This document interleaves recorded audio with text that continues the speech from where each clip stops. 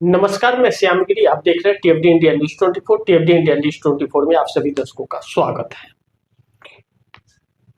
NDA गठबंधन के अंदर बवाल सा मच गया है, क्योंकि राहुल गांधी के पास 118 सांसदों का जो हस्ताक्षर आया ओम बिरला के खिलाफ अविश्वास प्रस्ताव पर।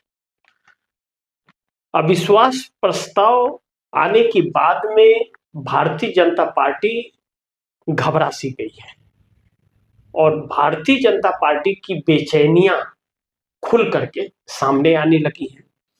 दो तीन मुद्दे जो बड़ी अहम है वह सरकार को परेशान कर रहे हैं। पहला कि जनरल नरवणे की किताब में जो चाइना बॉर्डर को लेकर के वहां की हिस्ट्री लिखी गई और कारवां पत्रिका ने उसे बड़ी प्राथमिकता से छापा।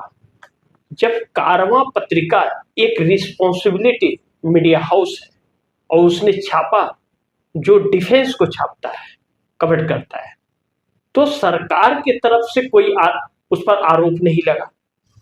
दूसरा तथ्य जो बड़ी महत्वपूर्ण है कि अमेजन पर जनरल नरवणे की किताब बिकी और बहुत से लोगों ने किताब खरीदी है। और जिस दिन मामला बिगड़ा राहुल गांधी के सवाल उठाने के बाद, तो अमेजन ने लिस्ट से गायब कर दिया, हटा दिया। अब बात इतनी उलझ गई कि ओम बिरला विपक्ष को दुश्मन की तरह जिस तरह ट्रीट करने लगे तो विपक्ष अड़ के खड़ा हो गया। यहीं पे मामला बिगड़ गया। अब स्थिति यह है कि इंडिया गठबंधन के 118 सांसद ने हस्ताक्षर करके एक मीटिंग के बाद हस्ताक्षर करके और जनरल एटॉर्नी को दे दिया पार्लियामेंट के अंदर अविश्वास प्रस्ताव ओम बिरला के खिलाफ। अब यह कहा जा रहा है कि मोदी हार जाएंगे अविश्वास प्रस्ताव। इस बात को कहा जा रहा है, चर्चा किया जा रहा है, बहुत से लोगों द्वारा इसको डिस्क्राइब किया जा रहा है। तो यह कहा जा रहा है कि मोदी हार जाएंगे अविश्वास प्रस्ताव। लेकिन मैं यह कहता हूं कि मोदी हार जाएंगे यह एक सवाल है। यह डिपेंड करता है एनडीए गठबंधन के उन 53 सांसदों पर, एनडीए गठबंधन के पूरी ओम बिरला का अस्तित्व, कैरियर और मोदी की सरकार टिकी हुई है। किस पर? 53 सांसदों पर। अब उन 53 सांसदों में मात्र 25 सांसद अगर इधर उधर हो रहे हैं तो इससे मोदी सरकार खत्म हो जाएगी। और एक बार मोदी सरकार अगर गिरी तो फिर मोदी सरकार कई दशकों तक भाजपा की सत्ता नहीं आएगी, क्योंकि नरेंद्र मोदी ने जैसे विपक्ष को खत्म करने की कोशिश की और जिस तरह विपक्ष को दुश्मन की तरह ट्रीट किया लगातार, तो विपक्ष तो और मजबूत हो गया।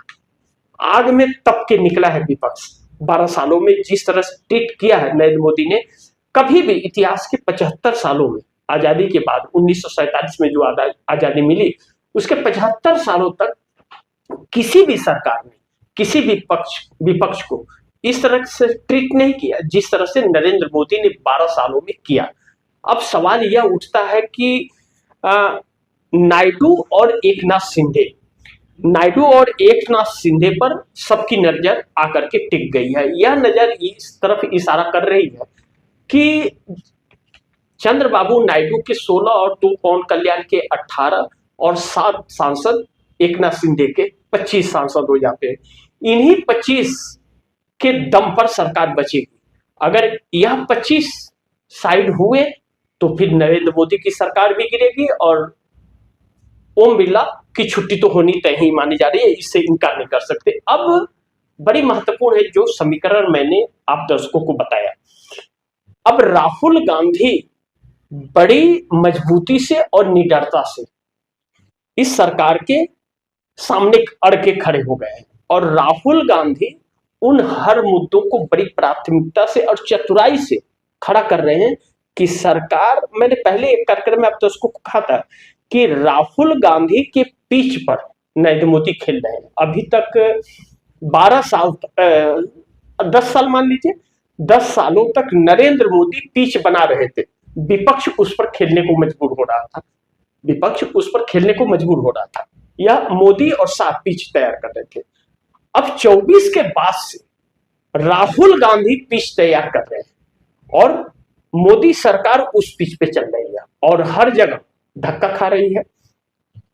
अब चूंकि नरेंद्र मोदी का माइनस पॉइंट जो यह है कि नरेंद्र मोदी ने जब 4 जून 2024 को लोकसभा चुनाव का रिजल्ट आया और भारतीय जनता पार्टी बहुमत में नहीं आई, 240 सांसदों पर आ गई, तो चूंकि नरेंद्र मोदी ने संसदीय दल की बैठक भारतीय जनता पार्टी की नहीं बुलाई, और जब भारतीय जनता पार्टी की संसदीय दल की बैठक नहीं बनाई तो वह 240 सांसद जो चुन करके आए हुए थे, वह 240 सांसदों के नेता नरेंद्र मोदी नहीं है।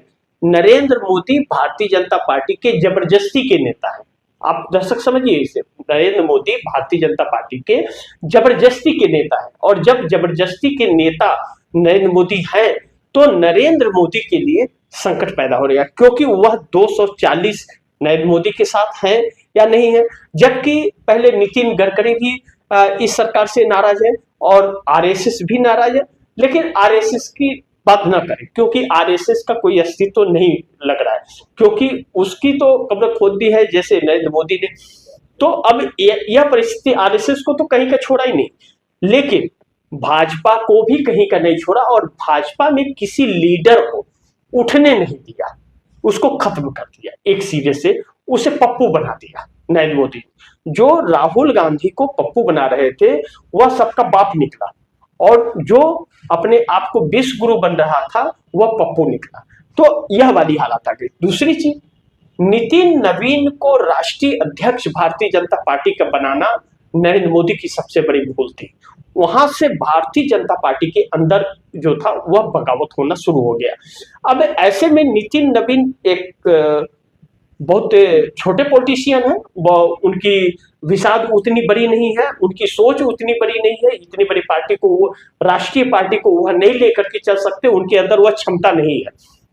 लेकिन चूंकि नरेंद्र मोदी और अमित शाह को रिमोट कंट्रोलर चाहिए और आरएसएस के हाथ से लगाम खींचना था, इसलिए नितिन नवीन को बनाया, नहीं तो संजय जोशी को आरएसएस बनाने के लिए जिद किया था।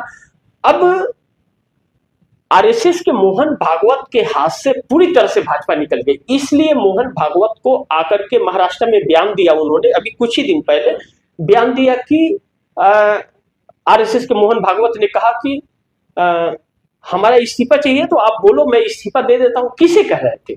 आरएसएस के लोगों को, जो वहां सभा में बैठे हुए थे उनको कह रहे थे कि हमसे इस्तीफा मांगे तो मैं तो इस्तीफा दे दूंगा। तो ऐसे वक्त पर जब नरेंद्र मोदी बहुत बुरी तरह से विदेश नीति में, कूटनीति में, राजनीति में, सरकार सब कुछ फंसी हुई है और एक ब्लैकमेलिंग हो रही है मोदी के साथ में, तो आरएसएस मोदी को इस ब्लैकमेलिंग से, इस मुसीबत से निकालने का प्रयास नहीं कर रहा है, बल्कि उनको और ढकेल रहा है। तो यह क्या है, अब नरेंद्र मोदी के सामने मोहन भागवत की हिम्मत नहीं हो रही है कुछ बोलने की, बोल पा नहीं रहे हैं, और मोदी आरएसएस का प्रमुख भी बदल देंगे। अब इतना गहराई तक कब्जा नरेंद्र मोदी ने आरएसएस पर कर लिया है, यानी कि 100 साल पूरा होने के बाद आरएसएस का वजूद खत्म होने की स्थिति में आ गया।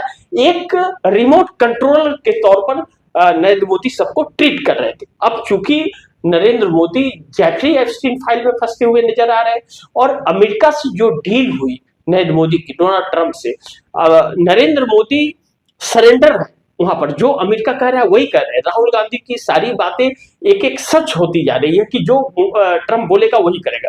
तो अब अमेरिका के डील की वजह से रसिया से हमारे रिश्ते खत्म होने की कगार पे आ गए, रसिया से भी रिश्ते खराब होंगे। रसिया से हमें बहुत कम रेट में ऑयल मिलता था जो हमारे देश में सस्ता। आप दर्शक जानते हैं हमारे देश में जो पेट्रोल, गैस या जो बाकी जो चीजें मिल रही हैं जो रसिया से आ रही है, यह सरकार अनगिनत टैक्स उस पर ले रही है। जितना का पेट्रोल नहीं है उतना तो टैक्स ले रही है यह सरकार ले रही है। रेट कितना भी सस्ता आ रहा है, आपको कम नहीं हो रहा है।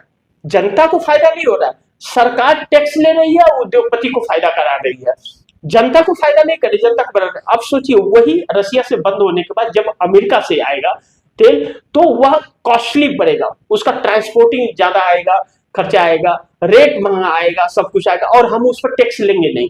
ऐसे में यह सरकार जो है पेट्रोल पानी पर जो टैक्स लगाएगी वह टैक्स बढ़ाएगी और भी बढ़ाएगी, और भी। एक तो कॉस्ट ज्यादा सरकार का टैक्स, ऊपर से उससे 0% उसको टैक्स लेगी नहीं अमेरिका से, आपसे टैक्स वसूलेगी, तो फिर आपके लिए मुसीबत होगी, क्योंकि आपके रोजगार भी जाएंगे। ऐसे में यह सरकार एक नई मुसीबत में आकर के फंस गई है, और इस मुसीबत से यह सरकार निकल नहीं पा रही है। जब नहीं निकल पा रही है यह सरकार, तो इस सरकार नरेंद्र मोदी और अमित शाह जो है खुद को ही नहीं, आरएसएस को भी, जैसा मैंने कहा कि खत्म कर रहे हैं। तो इसके पहले आरएसएस जनसंघ था, भारतीय जनता पार्टी जनसंघ थी, आरएसएस का ही था, तो वह भी ऐसे बदनाम हो गया। तो जैसे आज मोदी की बदनामी कैसे जेफरी एप्स्टीन फाइल में आ रही है, इनका हिंदुत्व का पाखंड देश के सामने आ गया, देशभक्ति भी गायब हो गई, अब सब मुंह छिपा करके भाग रहे हैं। ऐसे जनसंघ का हाल था। तो जनसंघ को 1980 में समाप्त कर दिया गया, भंग कर दिया गया, और उसके बाद भारतीय जनता पार्टी जो आज की पार्टी है, इसे 1980 में इसकी स्थापना की गई। तो अटल बिहारी वाजपेयी और लाल कृष्ण आडवाणी ने इस पार्टी को संभाला, आगे तक लेके आए। संस्कारी पार्टी थी, एक हिंदुत्व की बात तो करती थी, लेकिन नफरत इतने नहीं बोलती थी, और पार्टी सही सलामत चली। अटल बिहारी वाजपेयी के वक्त कारगिल भी हुआ, युद्ध हुआ पाकिस्तान से, हम जीते भी, लेकिन हमारे जीतने का मकसद यह रहा कि पाकिस्तान ने जो कब्जा कर लिया था हमारी जगह को, उसको हमने छुड़ा लिया, बल्कि हम उसके जगह को कब्जा नहीं किए। यह चीज हुआ, सफल हुआ, पूरा देश विपक्ष सब कोई साथ खड़ा हुआ था। तो अटल बिहारी वाजपेयी ने हिंदुत्व का बात नहीं किया, देश का बात किया। लेकिन नरेंद्र मोदी 14 में आने के बाद में नरेंद्र मोदी ने अपनी तानाशाही समाप्त करने की कोशिश की, इस देश के टुकड़े करने की कोशिश की, यानी कि हिंदू मुस्लिम में बांटने का प्रयास किया। मंदिरों मस्जिद के अंदर मंदिर को ढूंढ रहे थे, हिंदुत्व दिखा रहे थे, और मंदिरों को तोड़ रहे थे वाराणसी जैसे जगहों में। तो फिर ऐसे में मोदी सरकार का चेहरा तब उजागर हो गया जब जेफरी एप्स्टीन फाइल में नाम आ गया, और ट्रंप उस सबूत के आधार पर मोदी को ब्लैकमेलिंग करने लगे हैं। तो अब ये फंस गए। तो अब भारतीय जनता पार्टी भी बदनाम हो गई, आरएसएस भी बदनाम हो गया, और अब पहले आरएसएस रहता तो फिर दूसरी पार्टी बन सकती थी, लेकिन अब आरएसएस समाप्त हो जाएगा तो कहां से दूसरी पार्टी बनेगी। और यह पार्टी इतनी बदनाम हो गई कि एक बार अगर संवैधानिक तौर पर चुनाव हो जाए फ्री एंड फेयर, तो इसे एक सीटें भी नहीं मिलेगी, इस कगार पर आ गई है। वोट चोरी से, इन सब चीजों से ही सरकार बनती आ रही है।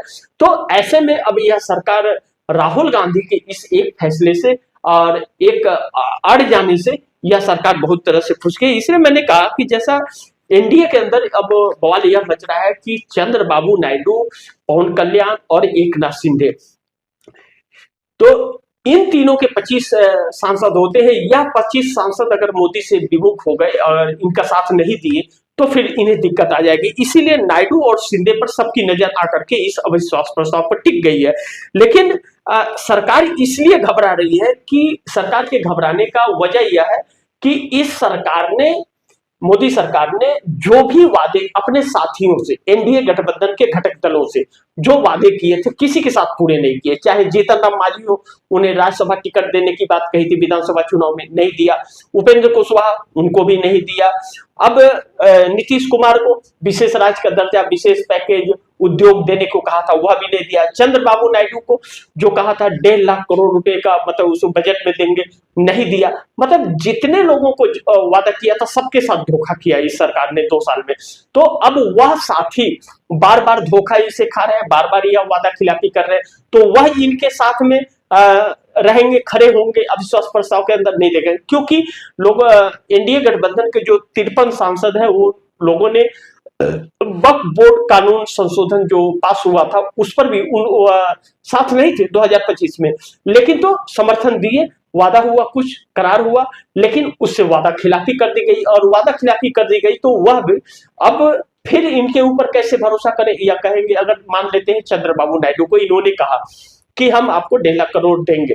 तो बजट तो पेश हो गया, बजट में इन्होंने कुछ नहीं दिया, तो कहां से 1.5 लाख करोड़ देंगे? और सरकार के पास फंड कहां है कि लिया के देंगे? यानी कि ये झूठे वादे करेंगे, यह चंद्रबाबू नायडू जानते हैं। इसलिए सरकार घबराई है कि चंद्रबाबू नायडू अब भरोसा और विश्वास नहीं करेंगे, और भरोसा विश्वास करके दे भी दिए तो चंद्रबाबू नायडू की राजनीति खत्म हो जाएगी, क्योंकि जो ट्रेड डील अमेरिका से हुई है वह बहुत दुखदाई है, और सेना पर बात आ गई है, सेना की बात आ गई, तो इसलिए सेना के खिलाफ तो चंद्रबाबू नायडू नहीं जाएंगे। बल्कि यह राजनीतिक दल है, इनका कोई ठिकाना नहीं होता है, कौन किसके साथ या कभी भी पलट सकते हैं। ऐसे में लेकिन तो समीकरण यह बन रहे हैं कि नहीं साथ खड़े होंगे, लेकिन साथ अगर खड़े हुए तो 1.5 लाख करोड़ लेकर के ही खड़े होंगे।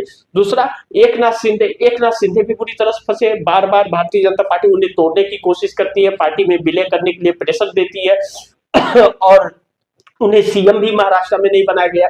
ऐसे में बीएमसी का चुनाव भी बहुत टफ रहा, जो टकराव एक देवेंद्र फडणवीस और एकनाथ शिंदे के साथ हो गया, तो एकनाथ शिंदे भी नाराज है। इसको लेकर के 7 सांसद उनके भी मौके पर चौका मार सकते हैं। तो ओम बिरला, जैसा मैंने कहा आप दर्शकों को कि ओम बिरला संसद में नहीं आ रहे हैं, बवाल मचा हुआ है, तो अविश्वास प्रस्ताव जो है वह मोदी हार सकते हैं अगर यह 25 सांसद इनसे दूर हो गए तो।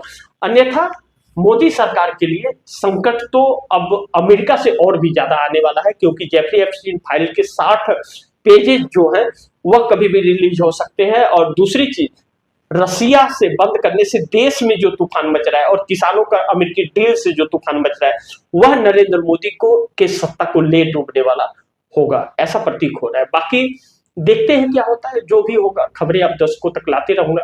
आप दर्शकों की क्या राय है, क्या सुझाव है, कमेंट बॉक्स में जरूर दीजिएगा। इस खबर को ज्यादा से ज्यादा शेयर कीजिएगा, अपने दोस्तों को भी कहिएगा आगे शेयर करें। और गुजारिश करूंगा कि आपने अगर टीवी इंडिया न्यूज़ 24 को सब्सक्राइब नहीं किया, सब्सक्राइब कर लीजिए, अपने दोस्तों को भी कहिएगा सब्सक्राइब करें। मिलते हैं अगली खबर के साथ, तब तक के लिए नमस्कार।